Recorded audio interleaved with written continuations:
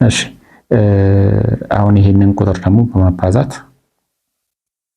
ይሄንን ደግሞ ላባዛና ላሳያችሁ። 9 ሲባዛ በኔጌቲቭ 17 ስድስተኛ ምን እናደርግ መሰላችሁ? ይሄን በ3 2 ይሄን በ3 3 ስለዚህ ይሄንን በላይ አብዝተን በቃ ለሁለት ማካፈል ነው የሚሻለን። ይሄ ማለት 3ም ገብቷችኋል። ይሄን በ3 2 ይሄን በ3 3 ከዛ 3ም በ17 እናበዛለን። ስንት ነው የሚሆነው? 51 አይደለ? ከዛ ኔጌቲቭ 51 ሁለተኛ ይሆናል ማለት ነው። በቃ እንደዚህ በቀላሉ ማብዛት ትችላላችሁ። ያውን አቃሎታል። አታቃሉ ነው እንደዚህ መጣው እንጂ እንደዚህ አይደለም። ከስር 6 ነው። ከዛ ይሄኛውን ደግሞ እንስራ። ይሄኛውን ደግሞ እንዴት ነው የምናደርገው?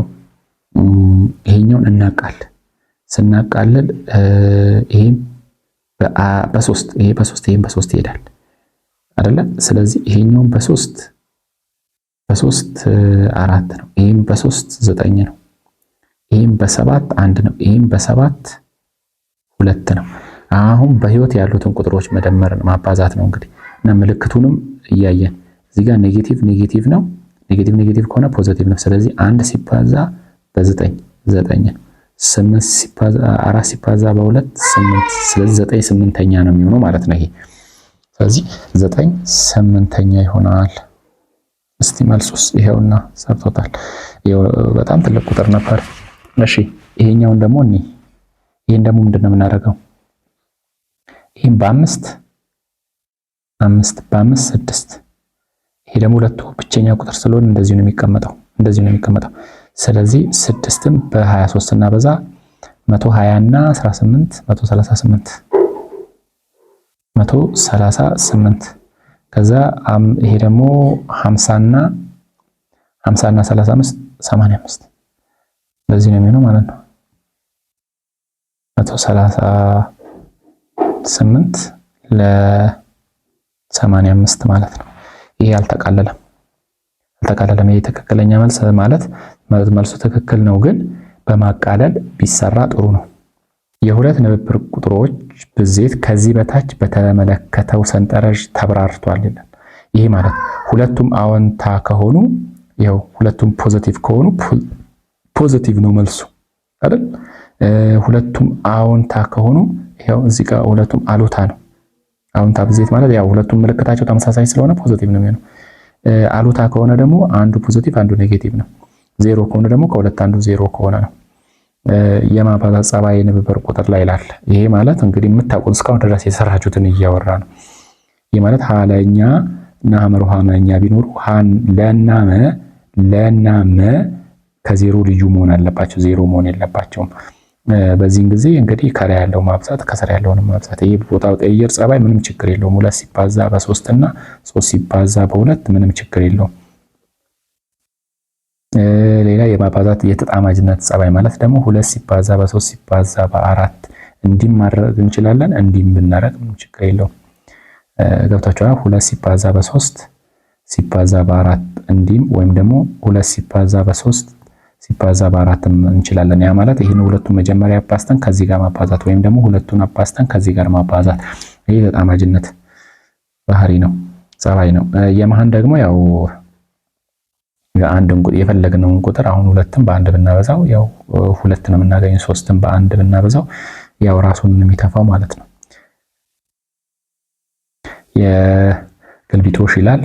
ግልቢጦሽ መኖር ለምሳሌ ሀለ እና ሐመር እነኚህ ንብብር ቁጥሮች ቢሆኑ ለና ሐመር ውሃ ደግሞ መቁጠሪያ ቁጥር ከሆኑ ወይም መና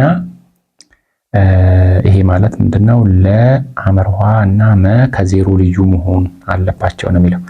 ከዜሮ ሲገለበጥ በኋላ ላይ ሐመር ውሃ ልክ አሁን ሐመር ውሃ መኛ ነው አይደል የሚለው። ይሄ በኋላ ሲገለበጥ መ ሐመር ውሃኛ ስለሚሆን ሐመር ውሃ ዜሮ እንዳትሆን ነው እዚህ ጋር ሬስትሪክሽን ያስቀመጠው።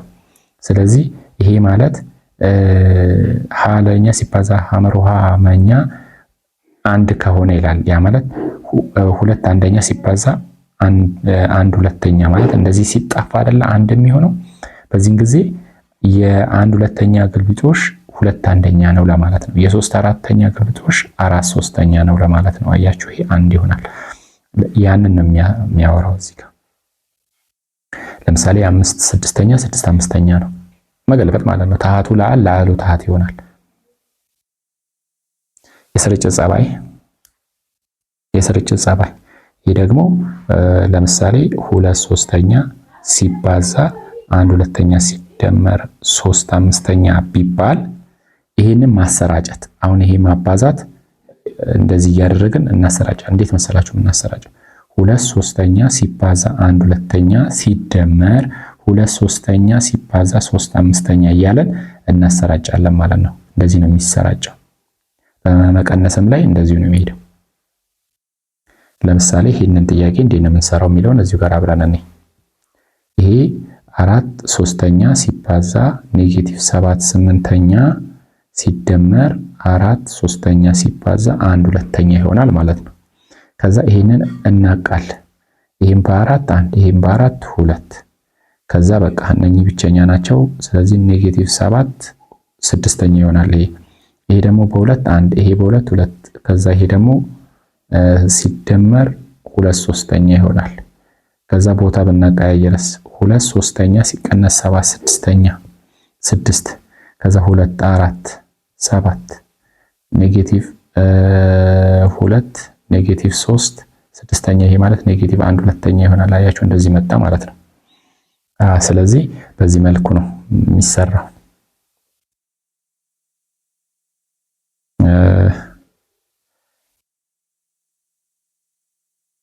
አሁን ከሁለት እዚህ ጋር የአሉታ ብዥ ይላል። እዚህ ጋር ኦድ ከሆነ ቁጥሩ ማለት የቁጥሮቹ የኔጌቲቮቹ ብዛት ኢተጋማሽ ከሆነ 1 2 እዚህ ጋር ሲደርስ ፖዚቲቭ ሆነ።